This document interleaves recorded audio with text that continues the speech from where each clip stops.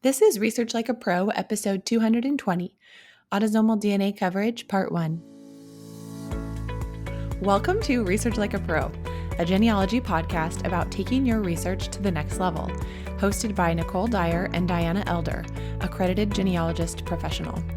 Diana and Nicole are the mother-daughter team at FamilyLocket.com and the authors of Research Like a Pro, a genealogist guide. With Robin Worthland, they also co-authored the companion volume, Research Like a Pro with DNA. Join Diana and Nicole as they discuss how to stay organized, make progress in their research, and solve difficult cases. Let's go! Hi everyone, welcome to Research Like a Pro. Hi Nicole, how are you doing today? Pretty good. Tell me, how has your ancestral tree and DNA Painter been going? Last week you mentioned you were working on that. Are you doing the level up challenge still with that? Yeah, I'm still working on that. And as I was going through and first of all, just adding if they are genetic matches, each ancestor to me, I remember that I had this goal a while ago that I was going to start an Airtable base where I could log all my paternal ancestors, one from my paternal line, one from my maternal line, and keep track of the projects I've done on each one, because I'm getting to quite a few of these projects that we do in the study group, both the DNA and the regular study group. And so I have research logs, Airtable bases, reports, lots of different iterations of projects.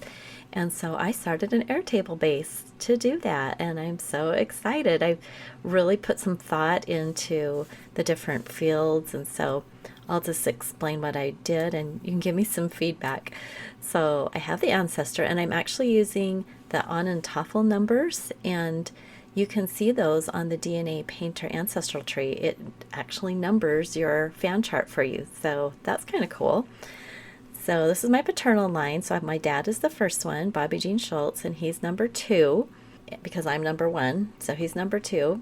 And then I have the basic localities. I mean, obviously our ancestors have a lot of different localities they lived in, but I'm putting birth and death and then maybe a couple other migration ones in there. And my thought is I could group by that just to kind of see who is all in the same area for fun.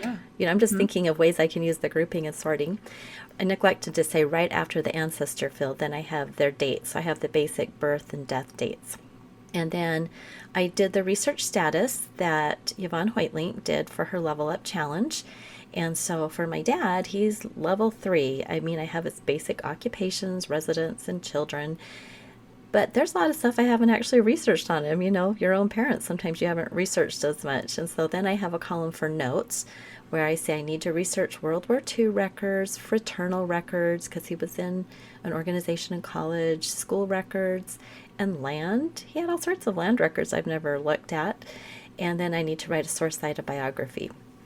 And then finally, I have a link to his Google Drive folder. And if I had a research log on him, I would have a link to that. If I'd done a project on him, I would have a linked field, which goes to another table in my base that's called projects. So on that table, I have got specifics about each project. So I have the person who's in the project, I have the objective, the summary, future research, and I have a column for if I've updated family search and my ancestry tree, the check box fields that are fun to check off. Then I also have another table in that base with the research status notes. So I'm just using what Yvette had created, her levels. And so to remind myself, I can go look at that and see, okay, who is this, a 2, 3, 4, 5, or 6? 1 is names only, and so I will eventually have some 1s, but I don't have any of those yet. Oh, you haven't got that far yet? I haven't gotten that far back. So I'm only on, I've done all the grandparents and great-grandparents so far. So Nice. Anyway, how does that sound?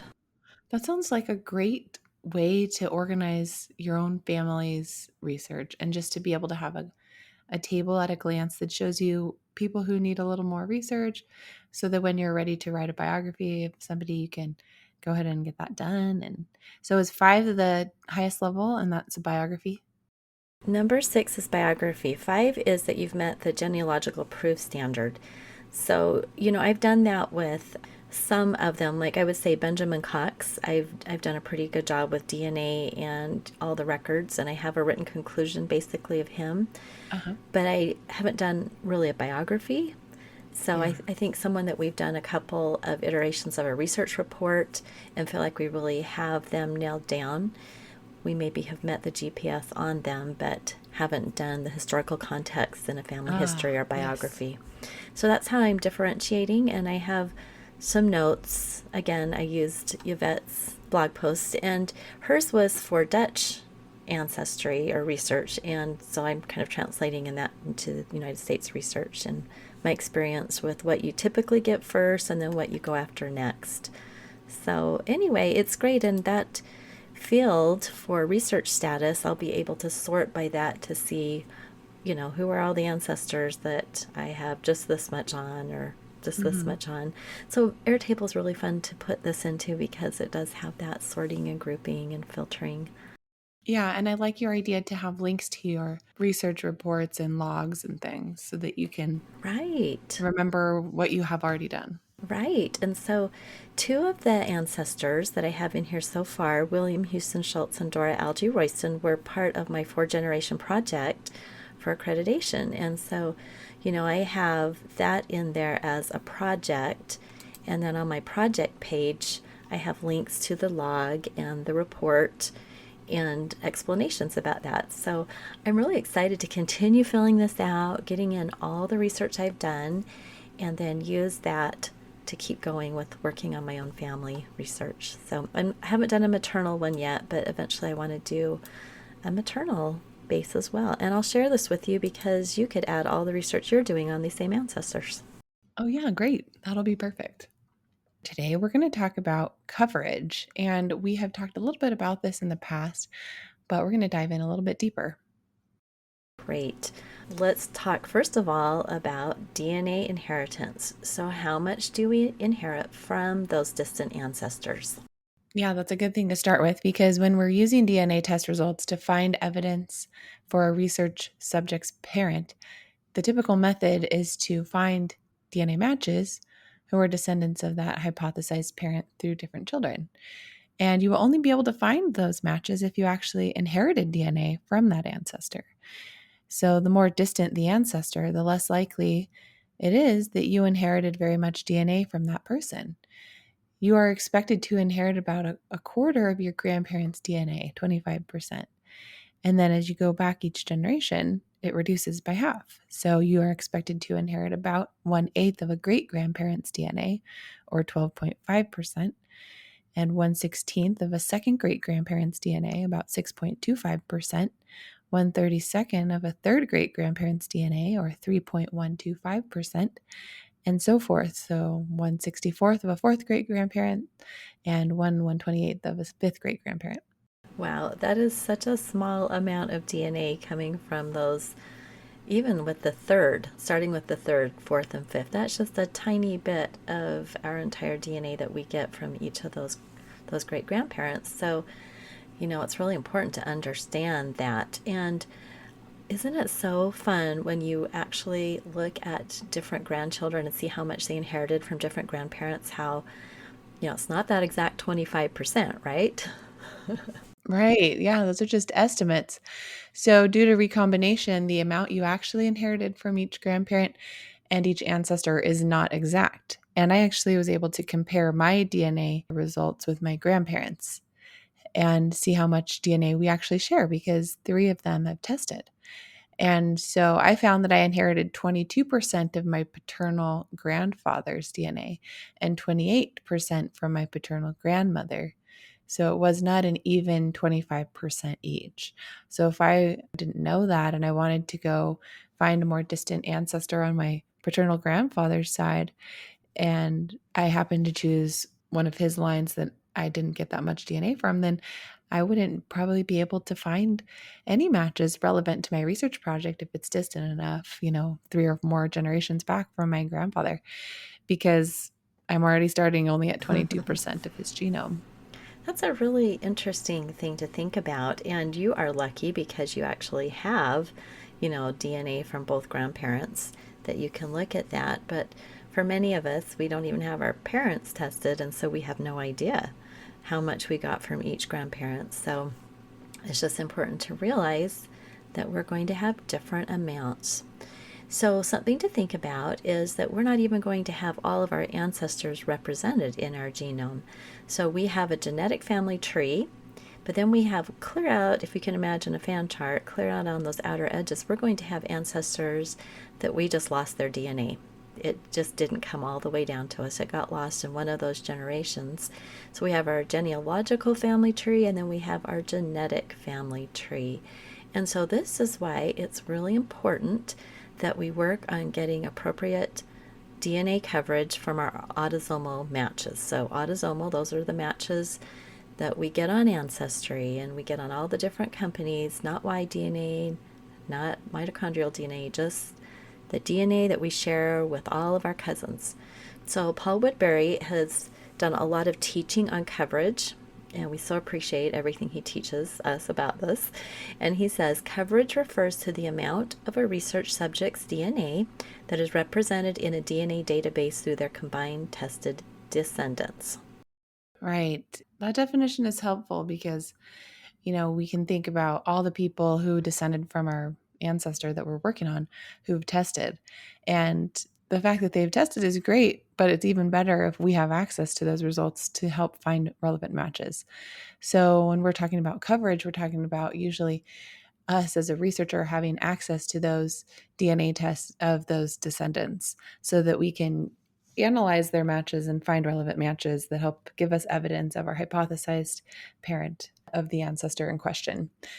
To learn more about coverage, Paul has written and lectured about the importance of testing multiple descendants of a research subject to achieve better coverage. And so I recommend watching his webinar, Creme de la Creme, Targeted Autosomal DNA Testing to Isolate Pertinent Genetic Cousins. And that's available on Legacy Family Tree webinars. And he talks about the concept that different descendants of your research subject help illuminate different part of that research subject's genetic profile. And he uses the example of a portrait. And I love this example of a portrait of our ancestor that's kind of dark. And when one of their descendants takes a DNA test, it's like illuminating one part of that ancestor's face with the flashlight. And so like a small part of it is now illuminated. And then when another test taker takes a DNA test who's descended from that ancestor through a different way, the ancestor's face is now illuminated at another part. And sometimes those circles of illumination overlap a little bit, and sometimes they're different and highlight a new part of their portrait. And this is just a really helpful way of thinking about coverage, because the more of our cousins who descend from that ancestor test, the more that their genetic profile is illuminated to us, and we can understand who their parents were, and we can use DNA matches to help us with that. So if you haven't seen that webinar, I would totally recommend it. I love that visual of an ancestor's face and illuminating a little bit more of that portrait when you add more DNA. It's just such a good visual. Well, let me just give another example from my own research, and I've talked a lot about my Rachel Cox and Benjamin Cox, but one of the key things that I learned in genetic genealogy was to get more test takers, to get more coverage, because I was mapping out all of my connections to Benjamin Cox through Rachel Cox, and I had tracked, these different descendants of his children. He had a lot of children, but my matches were relatively small. They were from as small as 6 centimorgans up to 18 centimorgans was my largest, and most of them were about 10 or under. So, even though I had a lot of matches, those just were such small numbers. And you had suggested that I have some other descendants share their DNA with me because they would have inherited a different piece of the genome from Benjamin Cox, and I could look at how they matched other people and get more coverage of his DNA. And so I had 4 different descendants of Benjamin Cox share their DNA results with me, and I charted out how much they shared with the other descendants. And I have a really large chart of this, but I was able to find 3 people that were a generation closer than me, and they shared higher amounts. So now I'm up in the 20s and the 30s with the amount of DNA shared. So just increasing the coverage and getting this really nice cluster of people that are all related helped provide so much more evidence than just my paltry results, because Benjamin Cox is back a ways from me. He is my fourth great grandfather. So Right. I would have maybe inherited 1.5626%, or maybe not. I might have inherited less than that. Yeah, So, more or less, possibly. hmm, Who knows? right. Okay, so a couple follow-up questions. So your coverage that you were increasing was your coverage of Rachel Cox, right? Because each of the people that you asked to share their results with you were descendants of Rachel, right? Only 2 of them were. Then I had 2 other people that were descendants of different children. So I had a descendant of Sarah Cox and a child of William Thomas Cox. So I had 3 of the children of Benjamin Cox represented. So I was able to increase the coverage from just 1 of his children to 3 of his children. Oh, so you increased Benjamin Cox coverage to show that all those children were related Right. to Rachel Cox because you were trying to prove Rachel was a daughter of Benjamin, right? Right. And then I had 2 additional descendants of Rachel, just like me. I looked at their results too. And so we had 3 of Rachel's descendants, 1 of Sarah's, and 1 of William's descendants. So 3 of the children represented, looking at their DNA results. But I had DNA matches to all of the other children through the 5 of us. Fantastic. So the takeaway from this example is that sometimes you might find that you have a lot of matches and you may wonder, are these matches good evidence or not? Because they seem really small. And that was what happened with this. Hmm. And that's why we decided to expand the test takers to get better evidence, to increase the quality of that evidence, to see if more than one descendant of Rachel Cox was matching with more than one descendant of Benjamin Cox. And so by increasing the coverage, the quality of the evidence went up. Sometimes we don't even have any evidence at all.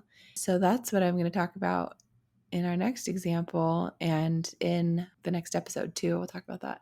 So sometimes we just need to increase our coverage in order to find any matches to help us. So Right. that's good that you already had some. So let's do our next example. So in episode 204, we had talked about recruiting test takers for an autosomal DNA project. And so I did talk a little bit about the Arnold project, where I was working to discover the parents of Daniel Arnold. And when I first started working on the project, I had the test results of just one person, a second great grandchild of Daniel. And so at that point, the coverage of Daniel was only about 6.25%. That's still just an estimate, but that's kind of how we calculate coverage. We calculate it using those estimates of how much a second great grandchild might inherit.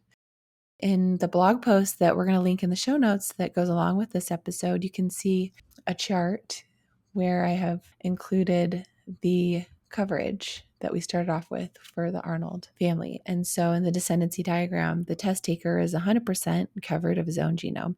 And then his test results cover 50% of his father's genome and 25% of his grandfather's genome, 12.5% of his great grandfather, Amos George Arnold's genome, who was the son of Daniel Arnold, and then 6.25% of his parents' genome, Daniel Arnold and Lydia Willie. And so, one thing to think about is that coverage for Daniel Arnold is actually for him and his wife, because we're focusing on descendants of both of them. And so, we actually don't know sometimes if that 6.25% that the test taker maybe inherited, something around that amount, came from the Daniel Arnold side or from the Lydia Willie side. So that's another thing to consider too. So if we're trying to find Daniel Arnold's parents, then some of that DNA may not have come from them. It may have come from Lydia's side. And that's one thing I found in my Bathsheba Tharp research, which we'll talk about in our next episode. So you can go ahead and look at that chart in the blog post. The blog post is called Find More Ancestors with Autosomal DNA by Increasing Coverage. And there's a bunch of examples in there of how to make your chart so you can get some ideas. But what I ended up doing with this chart was to use like a dark orange color for people who are 100% covered, and then kind of fade the orange up to like a light orange for people who just have 6% coverage, so that you can see that when somebody gets more coverage, they get darker. Yeah, I love your chart and the way you did the coloring. And as always, drawing out a chart helps you visualize what you've got. Otherwise, it's really hard to wrap your mind around this concept, but looking at it makes it really clear. So Mm-hmm. I love that you've figured out a good way to do a nice diagram for us. Yeah. Yeah. So as you can see by this first diagram in the blog post, it's easy to estimate the coverage when you just have one test taker, because each generation that you go up, you just divide the coverage by 2. So 100%, 50%, and so forth. But what happens when you add another test taker? At that point, the calculation to estimate coverage becomes a little trickier, because each descendant inherited some of the same DNA and some different DNA from the research subject. So Paul Woodbury uses a Venn diagram to illustrate this concept. And the part that's in the center of the 2 overlapping circles is the amount of DNA that was probably inherited in common between the 2 test takers. And then, the other parts are what those 2 test takers inherited that's different from each other.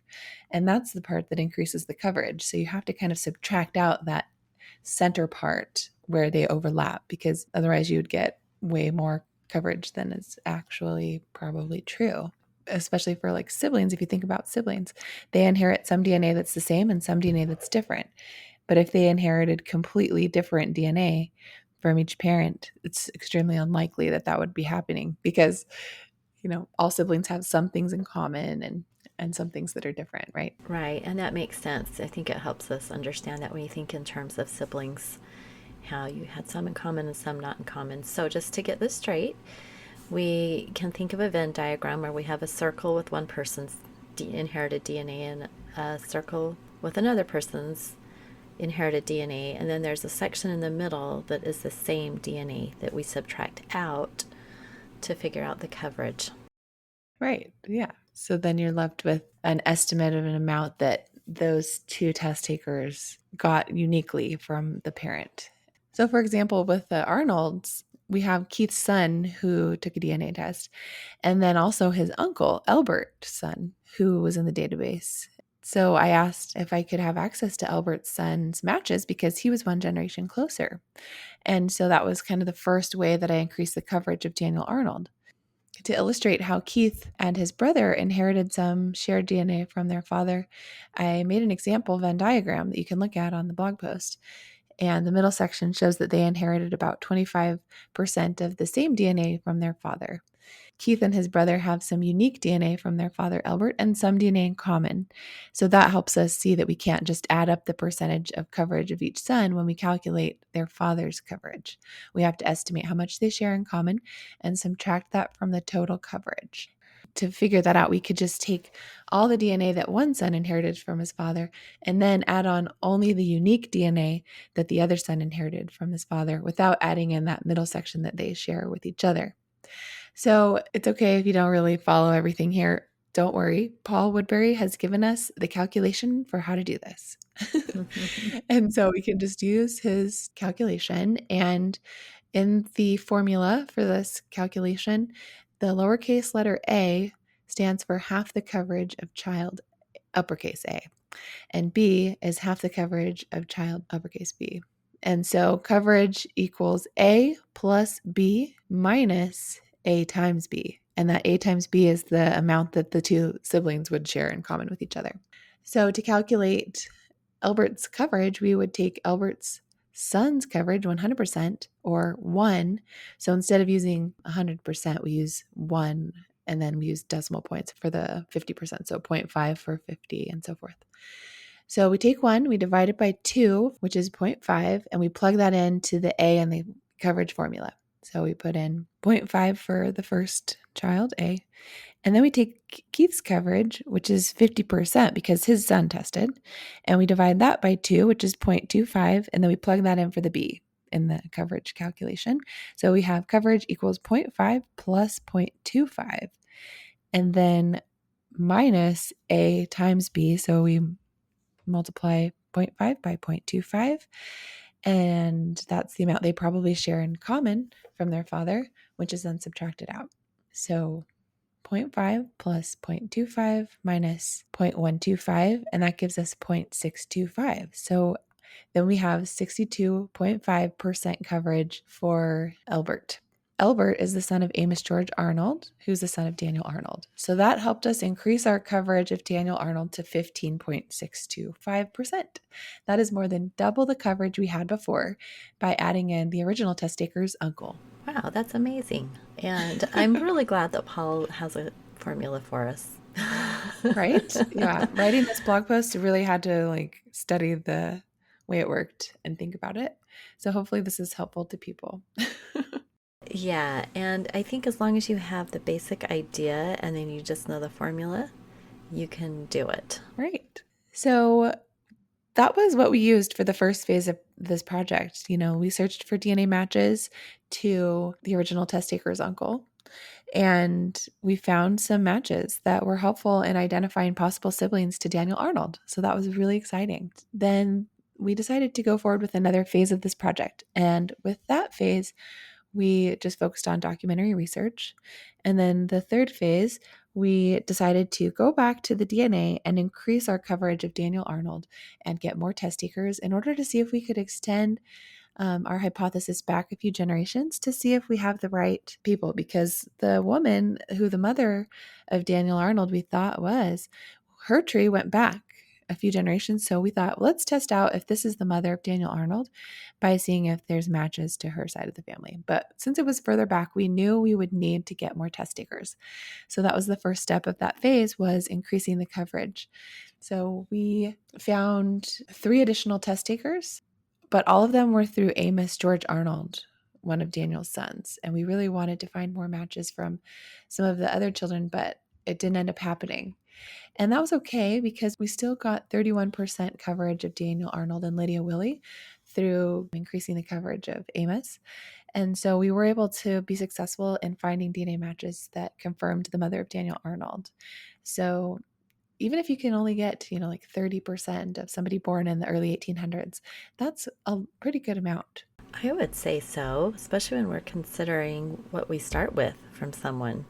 Like one individual person does not share that much DNA with that ancestor that far back. So if you can get to 30%, I think that's pretty great. Yeah, and what that does is just make it possible to find more matches to descendants of Daniel Arnold's hypothesized cousins, his siblings' children, his aunt and uncle's descendants, and his great aunt and uncle's descendants. So it just makes it possible to catch the matches with them that we otherwise wouldn't see because we only have such a small fraction of his portrait illuminated in the database. Right. So, kind of to wrap up this episode, here is our final thought. The more coverage you have, the more relevant matches you will find. Just what you were saying, Nicole. And this really is the exciting part of increasing coverage, because it helps us discover matches who will either help us form or test a hypothesis for the parents of our research subject. So, sometimes people get stuck. They don't know what else they can do with their DNA. And this happened with someone I worked with last week, where they just didn't know what else to do. And this whole idea of adding in more DNA was just so illuminating for them. So hopefully, everyone listening will get the basic idea that we want to just get more coverage. Think of that ancestor's portrait and more descendants coming down from that ancestor from different children will shed more light on that portrait. Yeah, I was going to say the way that I learned what needs to happen in order to use DNA evidence was by studying people who had successfully proven a case of parentage. What I studied were articles in the National Genealogical Society Quarterly. And what I found was that they were all using multiple descendants of their research subject, their ancestor, to help them test a hypothesized parent. And so they didn't just have their own results. They had their results, their cousin, their aunt. So there were usually at least 3 people who they had tested. And so that was kind of eye-opening that, if we're going to prove a case that's further back in time, we need to get better coverage of our ancestor to have quality evidence. Like we were just reiterating, it's not just the quality of evidence that coverage helps you with, it's the quantity. And so if you're not finding any relevant matches, it could be that you just didn't inherit a lot of DNA or any DNA from that distant ancestor that you're working on. And finding another test taker who maybe did inherit a lot of DNA from that ancestor can really help you find the parent of the ancestor that you're looking for. So in our next episode about coverage, I'll talk about just that and how the original test taker I was using to find Bathsheba Tharp's mother just didn't inherit a lot of DNA from her. And so I expanded and increased the coverage, and that helped solve the case of who her mother was. So I'm excited to talk about that and share a little bit more about coverage. Well, I'm looking forward to talking more about Bathsheba Tharp and how you are figuring out her. It's so great because, you know, a woman born in the early 1800s, figuring out her parents, that is one of the hardest things to do. So it's going to be fun to talk about that one next. So we hope everybody has a great week, and we'll talk to you next time. Bye-bye, everyone. Bye-bye. Thank you for listening. We hope that something you heard today will help you make progress in your research. If you want to learn more, purchase our books, Research Like a Pro and Research Like a Pro with DNA on Amazon.com and other booksellers. You can also register for our online courses or study groups of the same names. Learn more at familylocket.com/services. To share your progress and ask questions, join our private Facebook group by sending us your book receipt or joining our courses. To get updates in your email inbox each Monday, subscribe to our newsletter at familylocket.com/newsletter. Please subscribe, rate, and review our podcast. We read each review and are so thankful for them. We hope you'll start now to research like a pro.